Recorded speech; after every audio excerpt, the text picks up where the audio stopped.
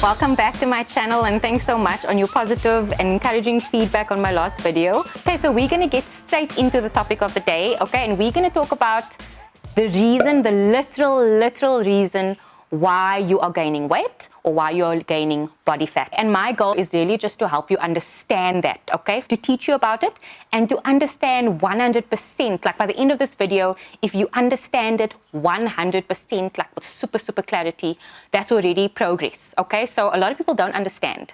They have no idea why they are gaining weight. They think, okay, because the reason why I'm gaining weight is because I'm eating carbs, or because I'm having ice cream, or because I'm having takeaways. And yes, of course, you will gain weight if you are consistently doing that. But it's important to understand that you can still have all of those things and still lose weight. So how do you explain that? Okay, and this is exactly what we're going to get into, the nitty-gritty. This is not information that I just made up. This exists. This is science. This is how it works. This is how the body works. This is how food works. It exists. The information is there. It's there. It's been there forever. Quick disclaimer. So if you have any medical conditions, okay, if you have like a diagnosed condition that makes it difficult for you to lose weight or causes weight gain in any way, obviously this is something that you need to discuss with your doctor. And of course, if you know you've got a condition, obviously then this information, it's good to know, but I mean, it won't necessarily just apply, because obviously there's something else there, something deeper that you need to be checking out, of course, with the help of with a professional. And of course, if you do suspect that you've got a condition, okay, maybe you suspect, maybe there's something up that's really hindering my progress or whatever, I just can't seem to lose weight. You've got nothing to lose if you go and have yourself checked out. Go and run some tests. And it's always a good idea to do that, so you can rule out anything that might be causing issues. Majority population, this video applies. Let's just talk about it, let's learn about it, and yeah, let's just educate ourselves on the topic, because people always saying like, oh no, I shouldn't have carbs because it's going to make me fat, or I shouldn't have the chocolate, this is going to make me gain weight, or whatever. But when in actual fact, you can have it. You can have it. Okay, so let's discuss it. So now I'm going to take it back to the very beginning, okay? A calorie. What is a calorie? You might have heard this word before. You might not know what it is. You might know what it is, but you still don't have clarity. So basically, a calorie is a unit of energy, okay? If you Google it, it's going to say a unit of energy. It's a number, okay? So basically, everything that you eat, every single thing that you put into your mouth, it doesn't matter what it is, okay? If it's a sweet, a banana, a piece of... The only thing that doesn't have calories here is water. Water doesn't have calories, and air, okay? So if you're just having water and air, okay, I don't know, you probably won't even exist. But anyways, okay, maybe there are a few other things that don't have calories, but I mean, there'll still be some added shit like Coke Zero or something. That doesn't have calories. But yeah, there's still some other shit in it. It's not pure. It's, yeah. But that's a top topic for another day. I'm jumping the gun here. Like I said, every single thing has calories. For example, a medium banana has about between 70 to 80 calories. A Cadbury Crunchy has 185 calories. A large boiled egg, 65 calories, okay? It's a numbers game here. Everything is numbers. Every single thing has calories. If you want to find out what foods have what calories, Google is there. You can Google anything. Apps like MyFitnessPal that can tell you all the calories. If you put it in there, it will basically tell you all the calories. But you've obviously got to measure the food or see so that you've got the grams, and then you can actually say, okay, this many grams of this thing is this amount of calories. The amounts matter. The metrics matter. And then also food labels. Okay, so the food labels will have the calories on it. Okay, sometimes it will be as kilojoules. Sometimes you'll see kj.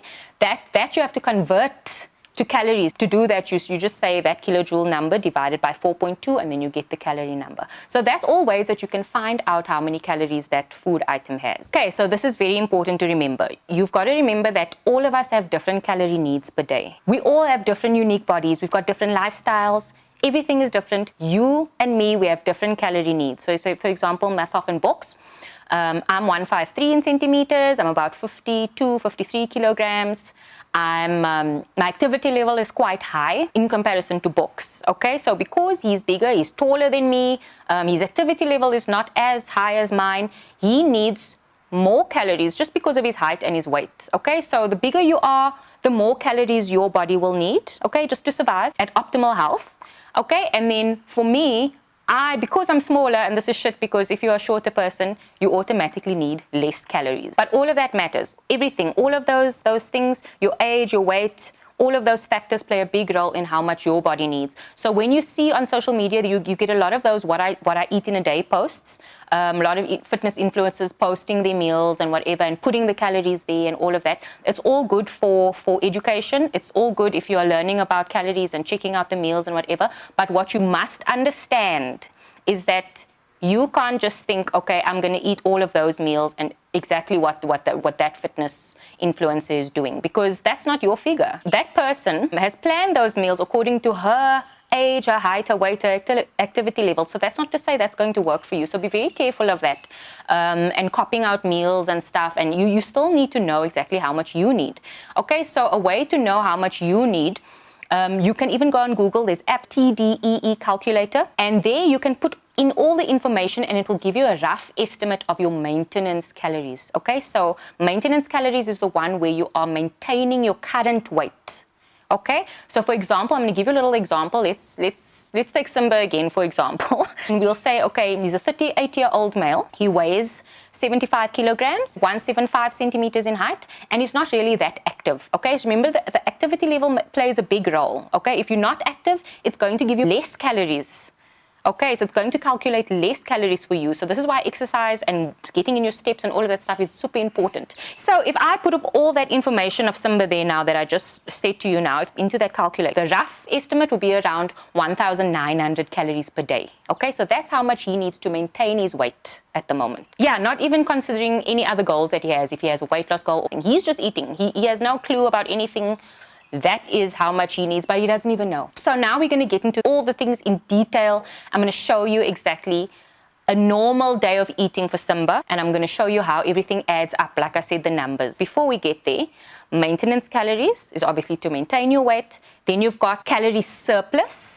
Okay, if you're eating in a calorie surplus, of course, if you're eating over that maintenance, so for example, if you're eating at 2,200, let's say 2,200, you are in a surplus, okay? That's over your maintenance calories. And then if he's eating less than 1,900, let's say 1,600, he's now in a deficit, okay? Which means he will now lose weight.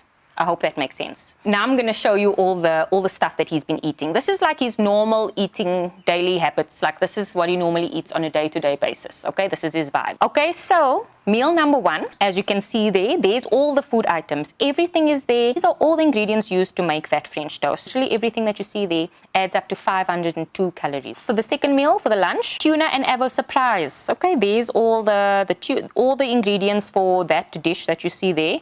And that all adds up to 437 calories. Okay, now remember his maintenance is 1,900. Dinner time, 613 calories for the double crunch and then 216 calories for the small chips. Grumpy snacks, the chocolate one, packet of Simba chip, and then also a banana. And all of that adds up to 444. Just for the snacks alone, 444 calories. Okay, and then we get to the liquid calories, and this is something that people often forget about. Liquids have calories too. Don't think because you're drinking it doesn't have anything. They have calories, and I think this is one of the main reasons why people do gain weight, especially if you have a high liquid calorie diet. If you have lots of liquids, if you like cool drinks and juices and you have that every day, you will make such tremendous progress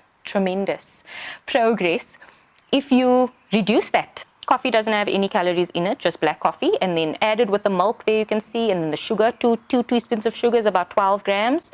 Okay, and then everything adds up. Liquid calories, it's adding up to 541. So if you add up all of those figures, guys, if you add up everything, you can now already see the total amount of calories per day comes out to 2,723, which is way over your maintenance. Okay, so now I'm hoping it makes sense to you. And because he eats like this on a consistent basis, he is gaining weight. Okay, it's okay if you have a day like that, maybe once in a while. Maybe let's take a month, for example, and say, for instance, you have days like this, the calorie surplus days. Let's say it's maybe like 4 or 5 times in the month.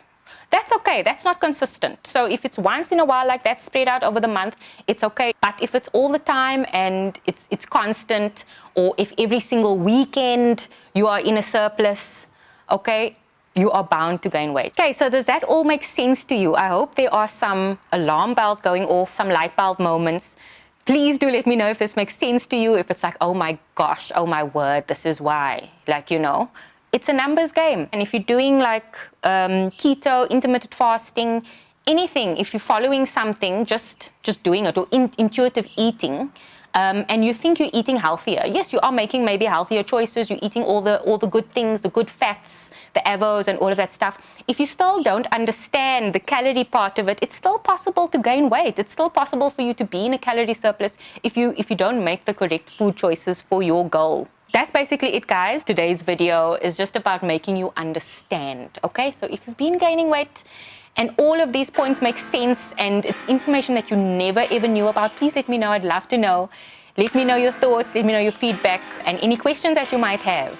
Have a good one, guys. Have a good day and goodbye.